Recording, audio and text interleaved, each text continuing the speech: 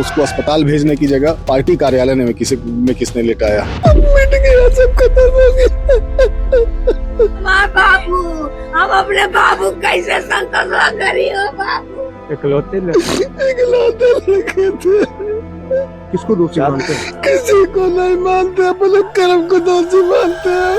आपने उसको किस ढंग से यूज किया कि आपके कार्यालय में ही उसकी डेथ हो गई, उसको फर्स्ट एड तक नहीं दिला पाया। ये साबित करता है पूरी तरीके से इसमें सरकार जिम्मेदार है, प्रशासन के द्वारा उसकी हत्या कराई गई। ये प्रभात पांडे के घर वाले हैं। 18 दिसंबर को कांग्रेस देश भर के अलग अलग राज्यों में प्रदर्शन कर रही थी बाबा साहेब अम्बेडकर पर गृह मंत्री की टिप्पणी के खिलाफ। साथ में गौतम अडानी और मणिपुर का मुद्दा भी उठा रही थी। लखनऊ में हुए प्रदर्शन में प्रभात भी शामिल हुए थे। प्रभात मूलतः गोरखपुर के रहने वाले थे। लखनऊ में रहकर वो गवर्नमेंट एग्जाम की तैयारी कर रहे थे। प्रदर्शन चल ही रहा था कि प्रभात बेहोश हो गए। आरोप है कि कोई उन्हें अस्पताल तक लेकर नहीं गया। कांग्रेस दफ्तर में ही वो 2 घंटे से ज्यादा वक्त तक बेहोश पड़े रहे। फिर जैसे तैसे उन्हें हॉस्पिटल ले जाया गया तो डॉक्टर्स ने उन्हें मृत घोषित कर दिया। इस बारे में आज तक के UP bureau chief Kumar Abhishek ने भी रिपोर्ट की है। इस वीडियो में कई जानकारियां उनकी रिपोर्ट से भी ली गई हैं। प्रभात के चाचा मनीष पांडे को सुनिए कि वो क्या आरोप लगा रहे हैं। भतीजा था मेरा और वहीं लखनऊ में रह के तैयारी कर रहा था, बैंकिंग की तैयारी कर रहा था। कुछ बैंक्स में कुछ दिनों तक नौकरी भी की, फिर वहाँ पसंद नहीं आया। फिर कहीं और काम करने की इच्छा में कुछ टाइपिंग वगैरह सीख रहा था। कल कांग्रेस का प्रदर्शन हो रहा था तो मेरे पास करीब 4 साढ़े 4 बजे कांग्रेस कार्यालय से फ़ोन आता है कि आपका भतीजा यहाँ 2 घंटे से पड़ा हुआ है और हिल डुल नहीं रहा है। उसके बाद मैंने कहा भाई एम्बुलेंस वगैरह बुला के उसको तुरंत हॉस्पिटल भेजो आप लोग। तो उन लोगों का कहना था, उधर से जवाब दिया गया कि बड़ा जाम है, एम्बुलेंस आ नहीं पा रही है। फिर मैंने अपना एक लड़का भेजा तुरंत, जो है बगल में मेरा ऑफिस भी है, मैंने भेजा। वो गया तो उसने ज़बरदस्ती थोड़ा सा हंगामा किया तो फिर लोग कांग्रेस की गाड़ी से लेके उसको पहुंचे, हॉस्पिटल पहुंचे तो पता चला कि वो हॉस्पिटल पहुंचने से पहले ही दम तोड़ चुका था। तो अब ये समझ में नहीं आया कि उसके साथ क्या हुआ, लेकिन मुझे जानना है क्या हुआ। देखिए, कांग्रेस में कभी हुआ करते थे, जब ये यहाँ पे थे, जब जॉब में नहीं थे, तो कांग्रेस में कुछ दिन जब लल्लू जी प्रदेश अध्यक्ष थे तो उस समय कुछ दिन ये काम किया था इन्होंने यूथ कांग्रेस में, लेकिन फिर छोड़ दिया था इन्होंने। और उसके बाद लेकिन कांग्रेस दफ्तर आना जाना था इनका। मुझे नहीं समझ में आ रहा है कि किसने कांग्रेस दफ्तर में प्रदर्शन के लिए इन्हें बुलाया और प्रदर्शन पे बुलाने वाला कौन था और वो लोग कौन थे जो लोग बता रहे हैं कि ये गेट पे गिरा था, उसको फिर हम लोग ले जाके अंदर रख दिए। मुझे तो बस ये जानना है कि अगर बच्चा बाहर घायल हुआ, मान लिया अगर उसको पुलिस की चोट लगी है, वो तो पोस्टमार्टम रिपोर्ट आने के बाद पता चल जाएगा। तो अगर बच्चा बाहर गिरा था, बाहर घायल हुआ था, तो उसको अंदर ले जाके किसने लेटाया? उसको अस्पताल भेजने की जगह पार्टी कार्यालय में किसने लेटाया? प्रभात के चाचा के कई सारे सवाल हैं। वो पूछ रहे हैं कि प्रभात अगर कांग्रेस के कार्यकर्ता नहीं थे तो कौन उन्हें प्रदर्शन में लेकर गया। वहीं मीडिया के लोगों ने जब प्रभात के पिता से इस घटना के बारे में पूछा तो क्या जवाब मिला, वो भी सुनिए। कुछ नहीं कहना चाहते, सब मिट गया, सब खत्म हो गया। इकलौते लड़के थे।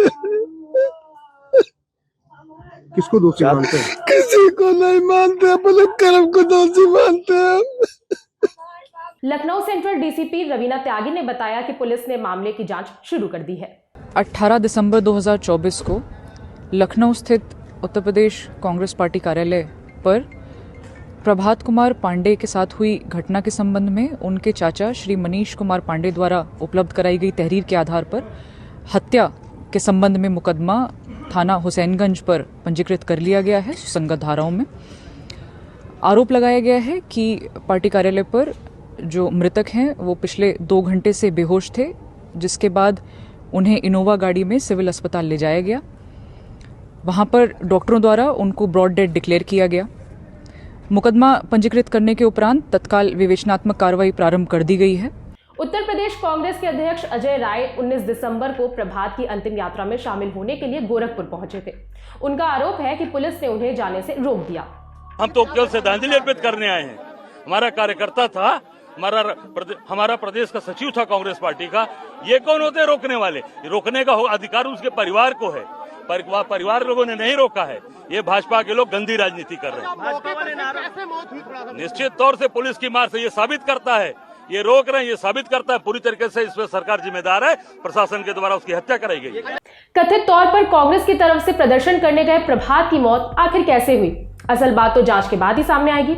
लेकिन अजय राय का आरोप है कि मौत पुलिस की लाठियां पड़ने से हुई है। इन आरोपों पर यूपी के डिप्टी सीएम ब्रिजेश पाठक का जवाब आया है। उन्होंने क्या कहा वो सुनिए।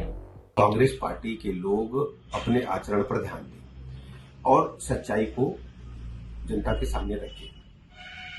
हमारी स्वयं मृतक के चाचा श्री मनीष पांडे जी से बात हुई, उनका फोन आया कि हमारे भतीजे को कांग्रेस पार्टी के कार्यालय में फर्श पर गिरा हुआ पाया गया है। हमने अपने किसी रिश्तेदार को, जानने वाले को भेजा है और अस्पताल में आप फोन करिए।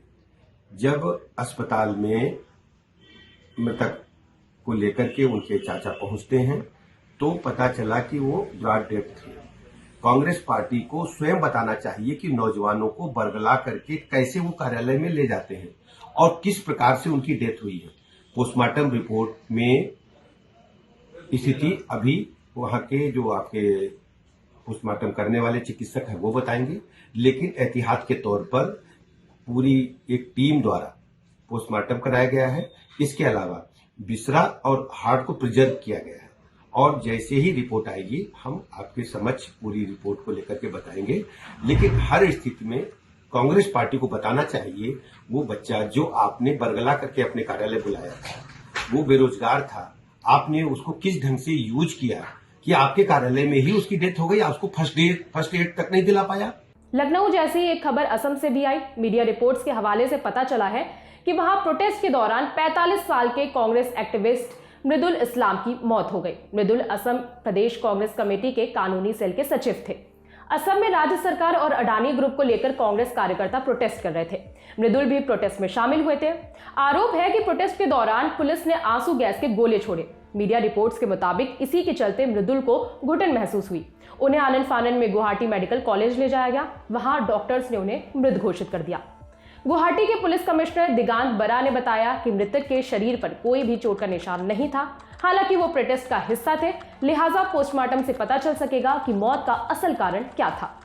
दूसरी तरफ असम प्रदेश कांग्रेस अध्यक्ष भूपेन कुमार बोरा ने तो ये तक कह दिया कि मृदुल इस्लाम की मृत्यु नहीं हुई। हेमंत बिस्व शर्मा सरकार ने शांतिपूर्ण प्रदर्शनकारियों पर योजनाबद्ध तरीके से कार्रवाई करके उनकी हत्या की है।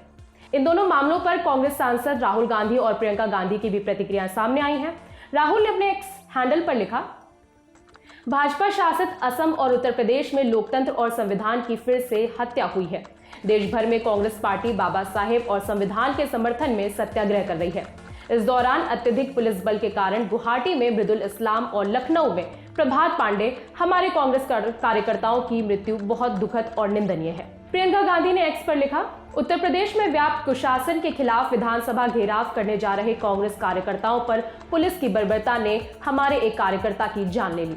गोरखपुर के युवा कांग्रेस कार्यकर्ता प्रभात पांडे जी की मौत अत्यंत हृदय विदारक है। इसी तरह असम में प्रदर्शन कर रहे कांग्रेस कार्यकर्ताओं पर भाजपा सरकार ने लाठी डंडे और आंसू गैस के गोले चलवाए, जिसमें मृदुल इस्लाम जी की मौत हो गई। भाजपा की सरकारों ने कांग्रेस कार्यकर्ताओं पर जिस तरह दमनकारी कार्रवाई की है वो अंग्रेजी राज की याद दिलाता है। भाजपा संसद में बाबा साहेब पर हमला कर रही है और सड़कों पर उनके संविधान को कुचल रही है। प्रभात और मृदुल की मौत की असल वजह क्या है ये तो पुलिस की जांच के बाद ही पता चल सकेगा। जो भी अपडेट होगा हम आप तक पहुंचाते रहेंगे। इस खबर को लिखा है रजत ने, मेरा नाम है विभावरी। देखते रहिए दी ललन टॉक। शुक्रिया।